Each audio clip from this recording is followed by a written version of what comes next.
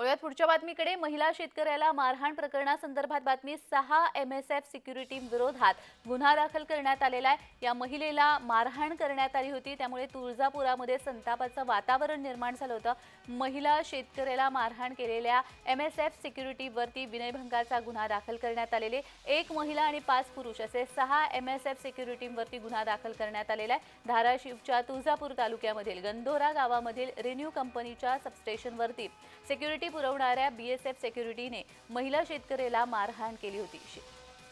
या संदर्भात अधिक माहिती देण्यासाठी आमचे प्रतिनिधी उदय साबळे आपल्यासोबत जोडले गेलेले आहेत. उदय, ज्या महिलेला मारहाण या सिक्युरिटी गार्ड्सनी केली होती त्यांच्यावरती आता कारवाई करण्यात येते, अधिकचा तपशील.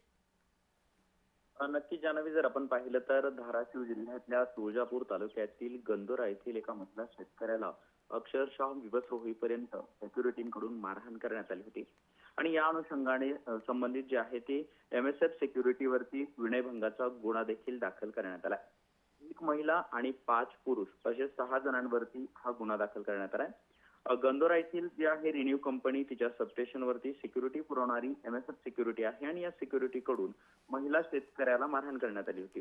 शेतीचा मोबदला मागण्यासाठी संबंधित महिला, तिचा पती आणि मुलगा हे सगळेजण त्या ठिकाणी गेले होते आणि त्या ठिकाणी त्या महिलेला जबर मारहाण करण्यात आली होती. आणि त्या अनुषंगाने जर आपण पाहिलं तर तुळजापूर तालुक्यातील नळदुर्ग पोलीस स्टेशन येथे MSF सिक्युरिटीच्या विरोधात आता विनयभंगाचा गुन्हा नोंद करण्यात आला. जान्हवी जी उदय, मात्र इतकं मारहाण करण्यापर्यंतचं कारण काय घडलं होतं?